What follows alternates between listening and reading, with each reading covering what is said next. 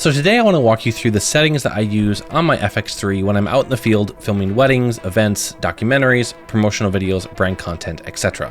Now I know the FX3 has been out for a while and there's been a lot of videos made on the FX3 and the settings of the FX3, and honestly for that reason I thought about not making this video for a long time, but recently someone left a comment on one of my other videos asking me for the settings that I use on my FX3, and that kind of got me thinking about one of the lies that I think a lot of us on YouTube believe about creating videos, and that lie is that if someone else has made a video about a specific subject, it's kind of irrelevant for you to make a video about that subject. And this is something I really struggle with personally as a creator. If someone else makes a video about, a certain camera or a certain lens or certain setting setup, I feel like, well, that video has already been made. What's the purpose in me making that video myself? But that kind of got me thinking, and I realized that myself as a viewer of videos on the internet, I love watching videos from a lot of other creators. I love watching the exact same video from 3 different filmmakers or 3 different creators. And it's funny because while I'm more than willing to watch the same video from 3 different people, when I start applying that same philosophy to my own video creation, I kind of clam up and just don't want to make the video. And so honestly, this is why I'm making this video today, because one of you planted that seed in my mind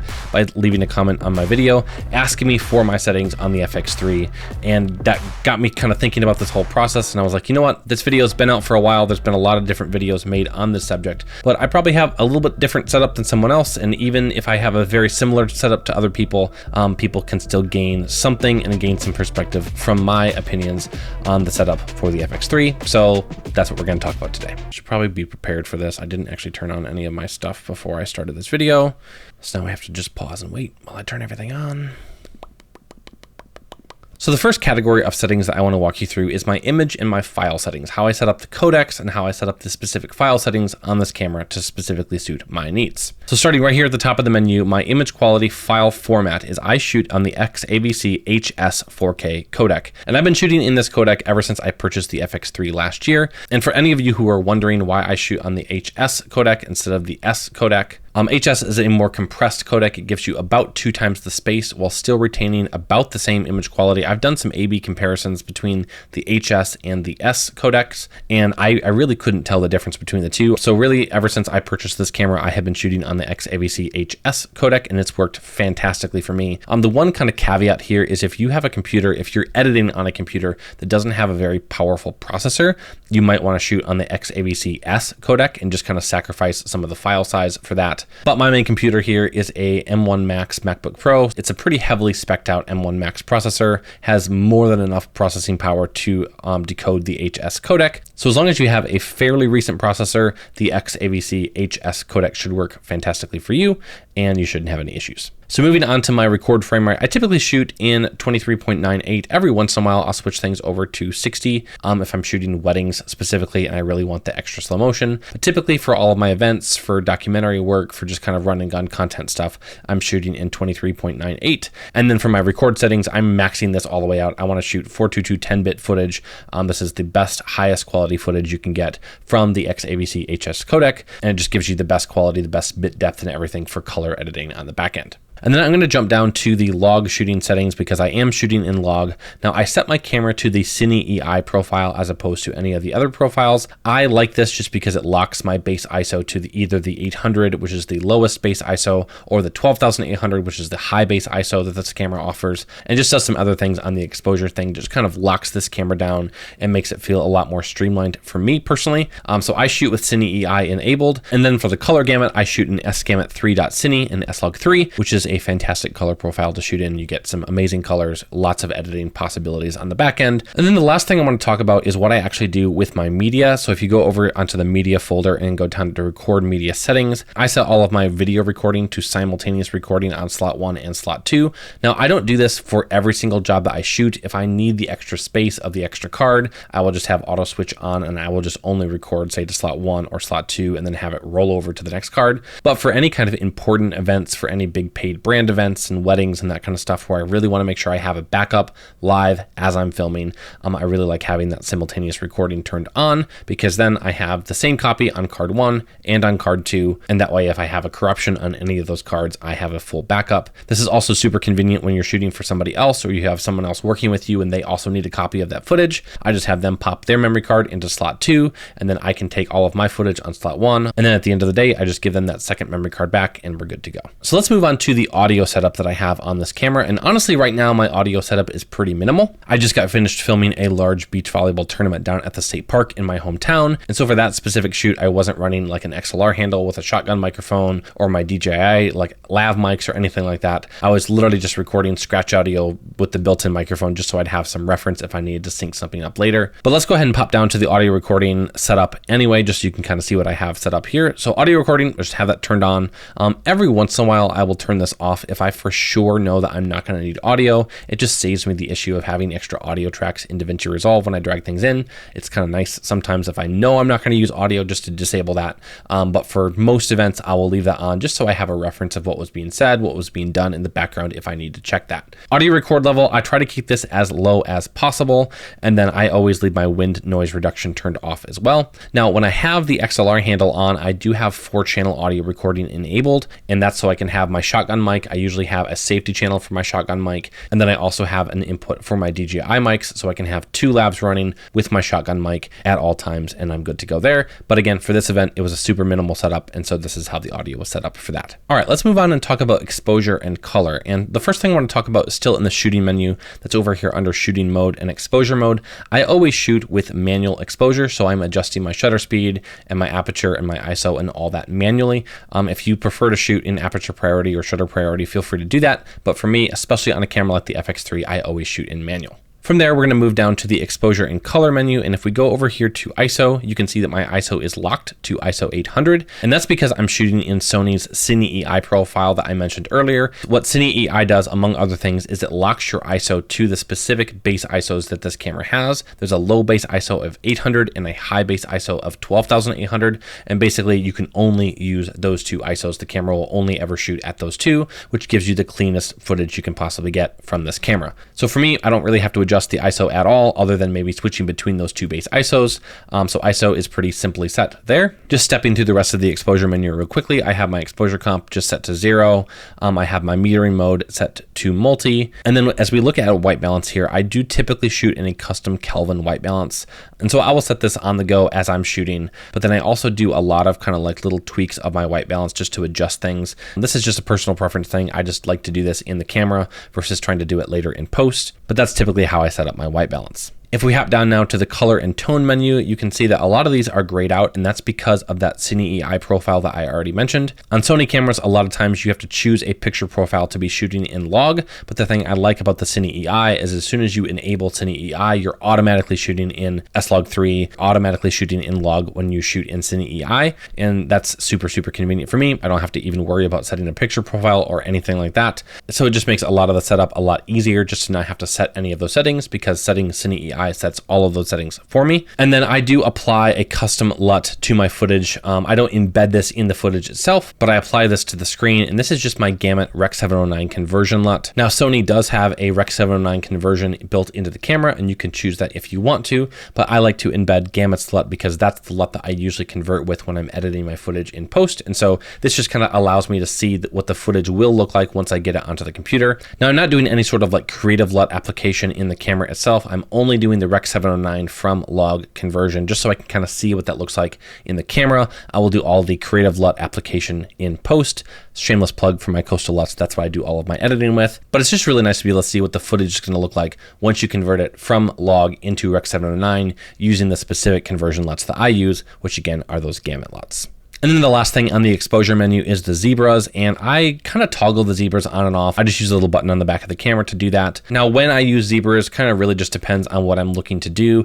At the beach this past weekend for the volleyball tournament, there was a really overcast sky and just a lot of like white cloud cover. And so a lot of that was just kind of blown out just by default because I was exposing for skin tones. And so I left zebras off for that entire event because I knew I was kind of going to be blowing out some of the sky just by default. There was really no texture or anything I was losing in the sky. But if I'm shooting on a bright sunny day that doesn't have as many clouds and I want to make sure I retain the sky, I will toggle those zebras on using that button on the back of the camera. I do have my zebras set to a custom level. I have them set to 95 plus on the lower limit. And again, I'll just toggle those on and off depending on the specific scene that I'm shooting.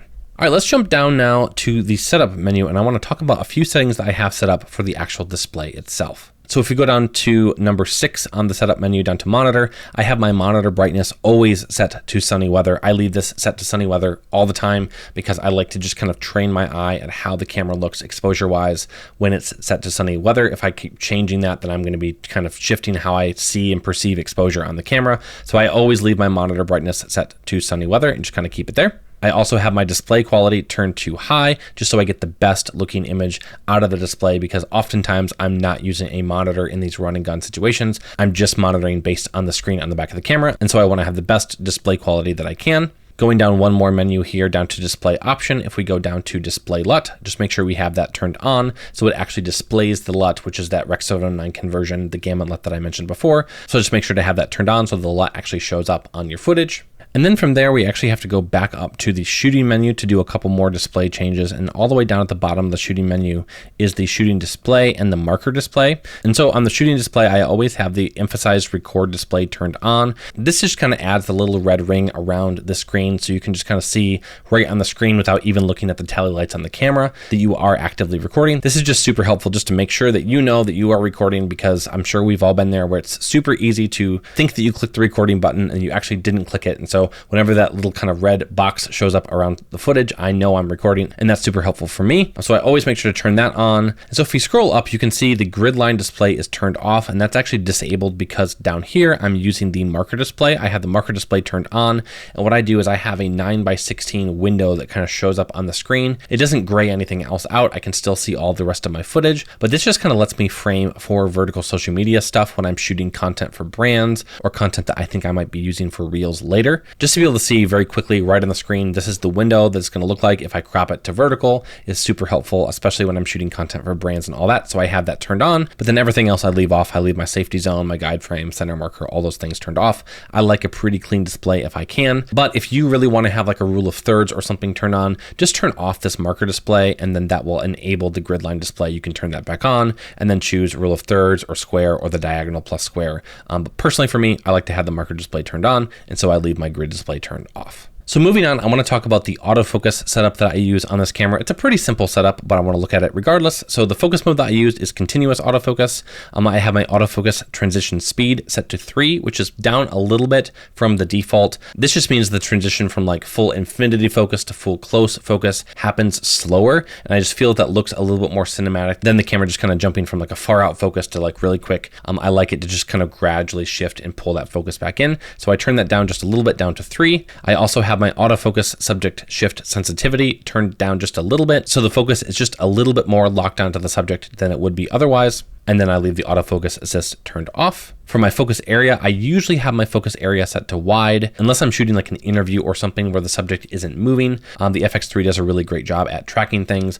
But one of the things I will say that I always do is I go down to my setup menu, I go down to touch operation and make sure that touch operation is turned on overall. And this allows you to tap focus on the screen. So if you have a specific subject you're trying to track, you can just tap on the screen and then it will track them. If this is turned on for playback only or off completely, this will not allow you to tap to focus on the FX3. So make sure to turn that on, and that just allows you to use that full wide autofocus all the time. But then when you need to tap and touch a specific subject to track them, you can do that just by tapping on the screen with your finger. And then a couple final focus things I have set up here. I do have my face and eye priority turned on. I have my subject set to human. I have my right left eye select turned to auto. I do display the iframe in case it is tracking someone's eye, so I just know what that looks like. And then for peaking, I oftentimes use the peaking display. Again, I will toggle this on and off using the little button on the back of the camera, but I have my peaking display currently turned on. I have the peaking level turned to mid, and I have my peaking color turned to red. That just means those little red lines show up on whatever area of the frame is currently in focus.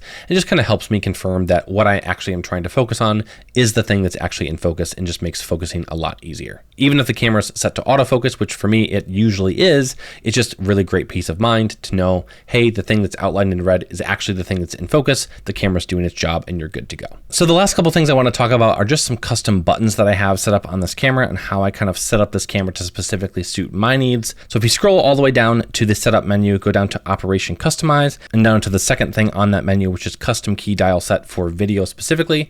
Scroll over, I have my number 3 button button, which is that center button set to switch my base ISO. Because I'm shooting in that Cine EI mode where I'm locked to either my low base ISO of 800 or the high base ISO of 12,800, I don't have to scroll through all of my ISOs to kind of get from the low base to the high base. And so I just set that back button so I can just press that button one time and it switches my base ISO from 800 to 12,800 with just one click. The other custom button that I set up is the actual control wheel on the back of the camera. This is from my Canon days, but I like to have that control wheel set up for my aperture so I can kind of select my aperture with that control wheel. I have all my cameras set up that way where my control wheel on the back is my aperture. And so just for me, that makes a lot of sense. But as you can see, I have the other two dials, the rear dial and the front dial, set to not set, which means I don't have any control over my shutter speed or my ISO. Now the ISO is obvious because I'm set in Cine EI mode. And so I'm just going to be using that little button on the back to switch between the low base and the high base. But the shutter speed, I always like to shoot with the 180-degree shutter rule, which means I'm shooting at twice the shutter speed of my frame rate. And so if I'm shooting in 23.98 frames per second or 24 frames per second, my shutter speed will be set at 1/48th of a second. And I don't want to switch that accidentally by kind of bumping that front dial or that rear dial and changing my shutter speed in the middle of shooting. And so I just turn that off. And so then my method for changing my shutter speed is literally to go into my menu. I go up to my main menu up here at the top, and I will just click my shutter speed and change it from there. Now, as soon as the Sony firmware drops for this camera where I can enable shutter angle, I won't have to worry about this anymore. But for me, this just kind of prohibits me from changing my shutter speed mid-shoot and not realizing that I've done that. So I just turn off the front and the rear dial of this camera. So if I rotate those dials, it doesn't affect anything. My shutter speed's always going to be set to what I've set it in the menu in the camera. And then my ISO control is obviously just that little back button center switch, which switches between my low base and my high base ISOs. There are a couple more custom buttons that I set. The first one is my little iris button, or my #1 button on the top of the camera.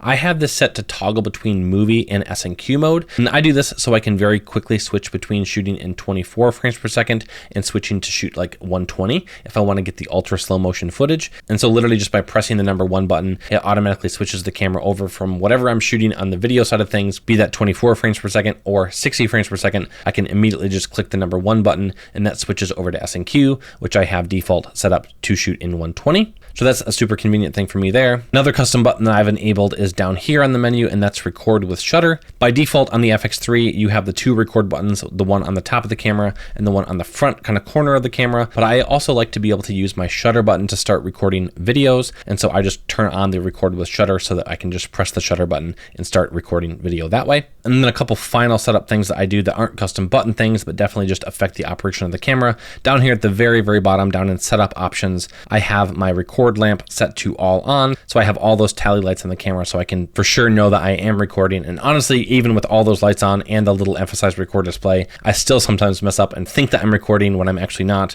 But this just gives me zero excuse to do that. I also have my fan control set to auto. I've never had any issues with this camera overheating. And so I just leave that set to auto and the camera turns on the fan when it needs it.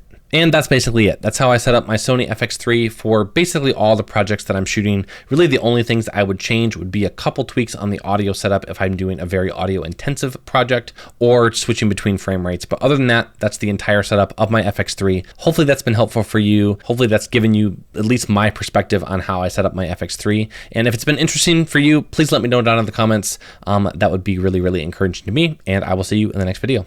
Cheers.